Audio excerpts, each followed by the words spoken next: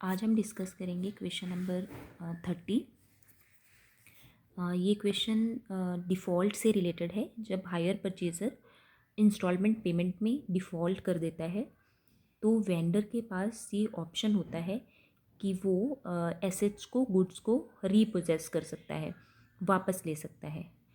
तो ये ऐसा क्वेश्चन है जिसमें वो कुछ एसेट वापस ले जाता है, वेंडर कुछ एसेट्स वापस ले जाता है और कुछ एसेट्स को हायर परचेजर के पास छोड़ देता है।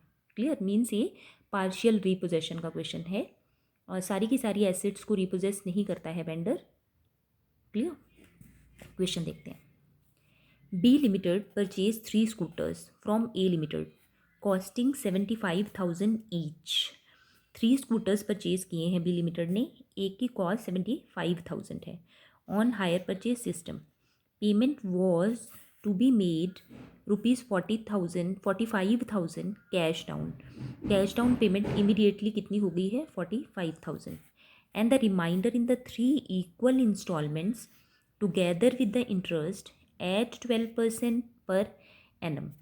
45,000। यहाँ पे आपको ये समझने की ज़रूरत है कि एक स्कूटर की कॉस्ट है, ऐसे देखिए,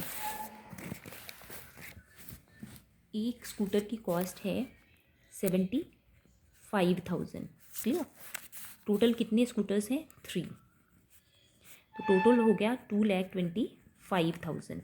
ये पेमेंट करनी थी, लेकिन इमीडिएटली बी ने 45,000 डाउन पेमेंट कर दी है, तो बैलेंस बचता है 1,80,000। क्लियर? इस 1,80,000 को 3 इंस्टॉलमेंट्स में पे करना है, 3। ठीक है, तो अगर इसको 3 इंस्टॉलमेंट्स में डिवाइड करते हो तो डिवाइडेड बाय क्या कर दोगे?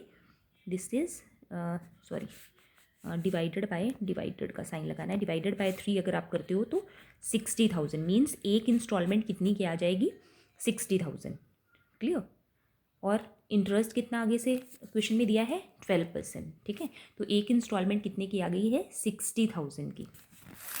इस तरीके से इंस्टॉलमेंट आपको कैलकुलेट करना है। आगे क्वेश्चन देखो। Then writes off depreciation at 20% per annum on diminishing balance method. Depreciation B कैसे राइट ऑफ करेगा? रिटर्न डाउन वैल्यू पे करेगा, 20% रेट है। Then it paid the first instalment at the end of the first year. First instalment pay कर दी but could not pay the next, second वाली इसने pay नहीं करी। A limited agreed to leave 1 scooter with the purchaser.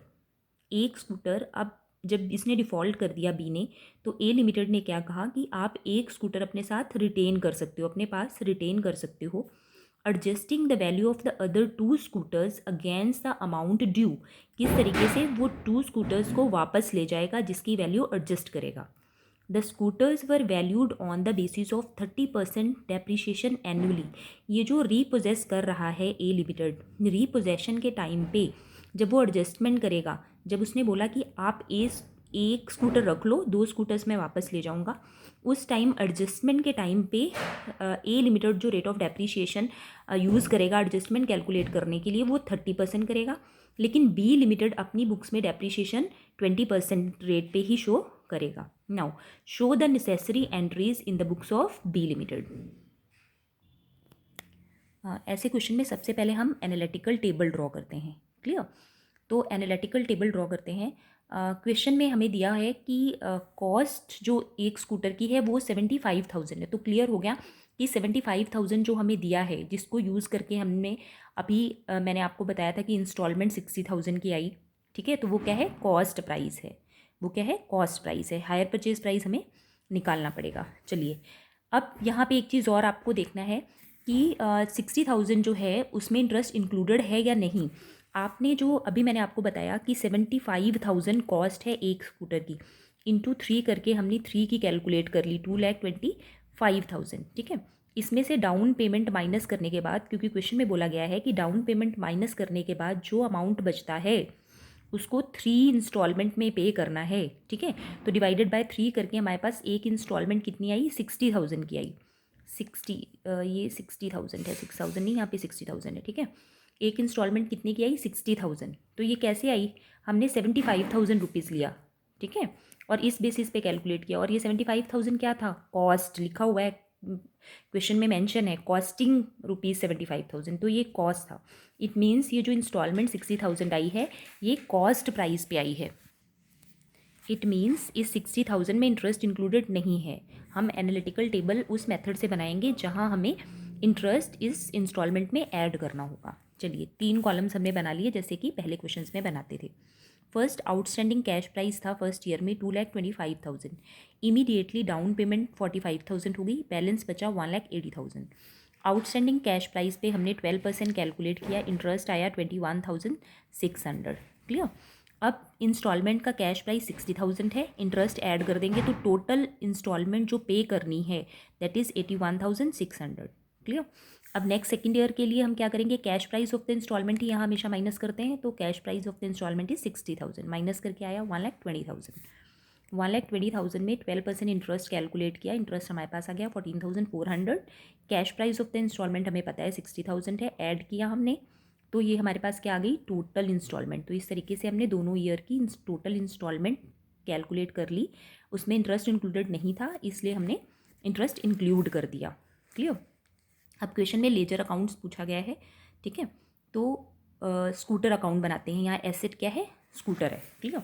चलिए first year में जब asset purchase की मैंने आपको जब ऑनलाइन क्लास कराई तो उसमें मैंने आपको बताया था कि जब भी आप डिफ़ॉल्ट का क्वेश्चन करेंगे तो hire purchaser entry second method से करेगा, क्रेडिट परचेज मेथड को यूज़ करना है जिसमें सारी की सारी एसेट को वो एक साथ डेबिट करता है फर्स्ट एंट्री में। ठीक है, तो सेकंड जो आपका मेथड है उसकी फर्स्ट एंट्री होती है asset account debited to hire vendor. ठीक है, तो यहाँ पे क्या हो गया, scooters account debited to hire vendor. Hire vendor कौन है, ए लिमिटेड। टोटल तीनों स्कूटर्स की कॉस्ट कितनी है, 2,25,000 टोटल कॉस्ट से डेबिट कर दिया हमने according to second method. Clear. अब एसेट से रिलेटेड हर साल में क्या एंट्री आती है, एक तो एसेट को परचेज किया वो एंट्री आ गई, उसके बाद हर साल डेप्रीशिएशन चार्ज करना होता है। तो at the end of the first year क्या किया, डेप्रीशिएशन चार्ज किया पूरे अमाउंट पे 2,25,000 पे 20% चार्ज करना है। ठीक है, हायर परचेजर 20% रेट यूज़ करेगा अपनी बुक्स में, 30% एडजस्टमेंट के लिए है, यहाँ के लिए नहीं है। तो इस पर 20% आप कैलकुलेट करोगे तो वो आ जाएगा 45,000। क्लियर। एसेट से रिलेटेड फर्स्ट ईयर में और कोई एंट्री नहीं है, तो हमने अब बैलेंस कर लिया। बैलेंस करके दोनों साइड्स बैलेंस करेंगे तो बैलेंसिंग फिगर आ जाती 1,80,000। नेक्स्ट ईयर में 1,80,000 ब्रोट डाउन कर लिया। अब हायर परचेजर ने क्या किया, नेक्स्ट ईयर में इंस्टॉलमेंट ड्यू हो, इंटरेस्ट ड्यू, ये सारी एंट्रीज हुई at the end of the year ही होती हैं। तो at the end of the year जाके पता चला कि ये जो हायर परचेजर है ये इंस्टॉलमेंट की पेमेंट नहीं करेगा। क्लियर। तो higher vendor at the end of the second year goods को वापस ले जाएगा। इट मीन्स सेकेंड ईयर में पूरा साल जो बी लिमिटेड है, जो हायर परचेजर है, उसने गुड्स को यूज़ किया है। इट मीन्स सेकेंड ईयर में डेप्रीशिएशन तो पूरी गुड्स पे चार्ज होगी, इसलिए पूरा 1,80,000 पे 20% डेप्रीशिएशन सेकेंड ईयर के लिए भी चार्ज किया, क्योंकि eight the end of the year में जाके रिपोजेस करेगा वेंडर। ठीक है, तो डेप्रीशिएशन पूरे साल की हमने इस पर चार्ज कर दी। ये वाली रिटर्न डाउन वैल्यू मेथड था। तो at the end of the year हम देखते हैं कि क्या रिटर्न डाउन वैल्यू है। तो 1,80,000 पे 20% हमने कैलकुलेट कर लिया। अब ऐसे क्वेश्चंस जहाँ पे डिफ़ॉल्ट होता है और वेंडर एक पार्ट एसेट का ले जाता है और एक पार्ट हायर परचेजर के पास छोड़ देता है, तो हमें दो चीज़ें कैलकुलेट करनी पड़ती हैं। वो दो चीज़ें क्या होती हैं, एक एसेट का वो पार्ट जो हायर परचेजर रिटेन कर देगा और दूसरा जो वो रिटर्न करेगा। ठीक है, तो एक रिटर्न निकालना होता है, एक रिटेन्ड निकालना होता है। तो ये रिटर्न्ड एंड रिटेन दोनों की वैल्यू निकालने के लिए हम एक वर्किंग नोट बनाते हैं। क्लियर। तो आप ऐसे एक वर्किंग नोट बना लोगे। वर्किंग नोट क्या है, फर्स्ट वर्किंग नोट में आपको बनाना है value of 2 scooters returned. Hire purchaser जो 2 स्कूटर्स वापस कर रहा है, ठीक है, जो वापस कर रहा है पहले उसकी वैल्यू कैलकुलेट करो। तो इन दो स्कूटर्स की कॉस्ट क्या थी, 75,000 इंटू 2 कर लिया तो कॉस्ट आ गई 1,50,000। क्लियर, 1,50,000। नाउ 1,50,000 में से, क्योंकि हमें इसकी वैल्यू निकालनी है जिस दिन रिटर्न करना है उस दिन, तो सेकेंड ईयर के लास्ट में वापस कर रहे हैं, eight the end of the second year कर रहे हैं। इट मीन्स इन दो स्कूटर का फर्स्ट ईयर में डेप्रीशिएशन माइनस करेंगे, सेकेंड ईयर का भी डेप्रीशिएशन माइनस करेंगे रिटर्न डाउन वैल्यू के अकॉर्डिंग। ठीक है, लेकिन हम यहाँ पे 20% नहीं 30% लगाएंगे। क्यों, क्योंकि रिटर्न के टाइम पे हायर वेंडर ने बोला है कि वो एडजस्टमेंट 30% डेप्रिसिएशन के अकॉर्डिंग करेगा। वैल्यू कैसे कैलकुलेट करेगा रिटर्न लेने के लिए? 30%। तो 2 स्कूटर्स की वैल्यू ले ली, उसमें से 30% फर्स्ट ईयर का डेप्रिसिएशन माइनस कर दिया, तो आ गया 1,05,000।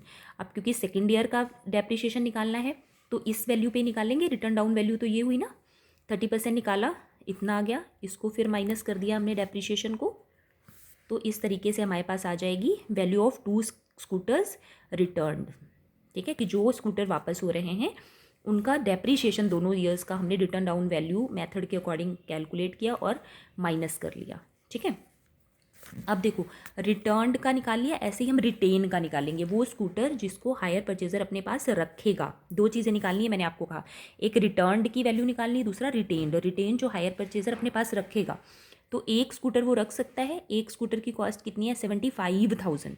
75,000। ठीक है, फर्स्ट ईयर की डेप्रिसिएशन एंड सेकेंड ईयर की depreciation return down value method के अकॉर्डिंग माइनस करनी है। लेकिन ध्यान रखना है, ये वो स्कूटर है जो हायर परचेजर अपने पास रखेगा, तो यहाँ पे रेट ऑफ डेप्रिसिएशन वही लगेगा जो हायर परचेजर की बुक्स के लिए है, दैट इज़ 20%। ठीक है, ये 30% सिर्फ और सिर्फ वो वाला एसेट है जो हायर वेंडर वापस लेके जा रहा है। तो हायर वेंडर अपने लिए 30% रेट ऑफ डेप्रिसिएशन यूज़ कर रहा है। क्लियर? तो अब जो एक स्कूटर हायर परचेजर के पास रहेगा उस पर फर्स्ट ईयर का रेट लगाया हमने डेप्रिसिएशन का 20%, 15,000 आया। टोटल वैल्यू में से डेप्रिसिएशन माइनस कर दी। नेक्स्ट ईयर के लिए 60,000 आया। 60,000 पे नेक्स्ट ईयर 20% लगाया तो डेप्रिसिएशन 12,000 आ गया। फिर 60,000 में से 12,000 डेप्रिसिएशन माइनस कर दिया, तो सेकेंड ईयर के एंड में ये जो स्कूटर रिटेन करेगा हायर परचेजर, इसकी वैल्यू क्या है? 48,000। मीन्स 48,000 के स्कूटर इसके पास, हायर परचेजर के पास बचे रहेंगे। ये रिटेन करेगा, ये बैलेंस शो करेगा। ठीक है, तो अब ये रिटेन्ड और रिटर्न हमें दिखाना कैसे है? देखो, जो एसेट रिटर्न कर देता है हायर परचेजर, जो रिटर्न करता है उसके लिए एंट्री क्या होती है? Hire vendor account debited to asset, है ना। तो यहाँ एंट्री क्या हो गई? A limited to scooter. तो क्रेडिट साइड पे हमने लिख दिया बाय ए लिमिटेड। ठीक है, अब ये क्या है? ब्रैकेट में यहाँ लिख लो रिटर्न्ड। ये कौन सा वाला है? जो रिटर्न करा है, ये वो शो कर रहे हैं हम, जो रिटर्न किया है हमने। ठीक है, वो शो कर रहे हैं। तो रिटर्न का भी आपने वर्किंग नोट में निकाला, कितनी वैल्यू आई? 73,500, वो शो कर दिया। देन रिटेन्ड का भी आपने वर्किंग नोट में निकाला कि जो एक स्कूटर बैलेंस बचेगा, ये स्कूटर अकाउंट है तो स्कूटर अकाउंट में जो एक स्कूटर का बैलेंस बचेगा दैट इज रिटेन्ड। रिटेन्ड की भी वैल्यू आपने निकाली थी 48,000। ठीक है, वो आपने शो कर दिया। अब ये जो रिटर्न करने में, ये जो एसेट आपने रिटर्न करी है हायर वेंडर को, ये करने में आपको प्रॉफिट हुआ है या लॉस हुआ है, ये कैसे पता चलेगा? दोनों साइड्स को आप बैलेंस कर लोगे, जो बैलेंसिंग फिगर आएगी दैट विल बी द, यहाँ पे देखो P&L डेबिट हुआ है, इट मीन्स क्या हुआ है? लॉस हुआ है। क्लियर? ये लॉस हुआ है। तो इस तरीके से आपको एसेट अकाउंट बनाना है। पार्शियल रिपोजेशन में आपको दो चीज़ें वर्किंग नोट के थ्रू कैलकुलेट करनी है। वो दो चीज़ें क्या है? एक रिटेन्ड की वैल्यू और दूसरा एसेट रिटर्न्ड की वैल्यू। ये दो चीज़ें आपको कैलकुलेट करनी होंगी इस तरीके से वर्किंग नोट बना के, और फिर उसको आप अपने लेजर अकाउंट में पुट कर दोगे। क्लियर? दूसरा एक और अकाउंट आपको यहाँ पे बनाना है, that is vendor account, higher vendor account. Clear? अब देखो, मैंने बोला आपको कि डिफ़ॉल्ट वाले क्वेश्चन आपको सेकंड मेथड से करने हैं, क्रेडिट परचेज मेथड से करने हैं। क्लियर? तो क्रेडिट परचेज मेथड से जब आप करते हो, यहाँ पे आओ तो फर्स्ट एंट्री आपकी होती है परचेज की। परचेज की एंट्री होती है asset account debited to hire vendor total cost के साथ, ये जहाँ हमने पोस्टिंग कर दी। अब सेकंड एंट्री आपकी हुई डाउन पेमेंट की, तो डाउन पेमेंट की एंट्री हो गई हायर वेंडर टू बैंक 45,000, ये पोस्टिंग होगी। देन थर्ड एंट्री होती है आपकी इंटरेस्ट ड्यू की। इंस्टॉलमेंट ड्यू नहीं होती सेकंड मेथड में। आपकी जो थर्ड एंट्री होती है that is for interest due. तो इंटरेस्ट ड्यू की एंट्री हो गई इंटरेस्ट अकाउंट डेबिटेड टू ए, इधर आपने इंटरेस्ट के अमाउंट से पोस्ट कर दिया। क्लियर? देन नेक्स्ट एंट्री हो गई आपकी, फोर्थ एंट्री होती है इंस्टॉलमेंट पेड। ठीक है, तो इंस्टॉलमेंट पेड की एंट्री हो गई A limited to bank. Amount analytical table से देख लोगे। क्लियर? फिर उसके बाद डेप्रीशिएशन की एंट्री होती है, तो डेप्रीशिएशन की एंट्री तो वेंडर के अकाउंट में आती नहीं, वो तो एसेट के अकाउंट में गई, पीछे हम कर चुके हैं। नाउ आपने हायर वेंडर का अकाउंट बैलेंस कर लिया, बैलेंसिंग फिगर आई, नेक्स्ट ईयर में आपने वो बैलेंस ब्रॉड डाउन कर लिया।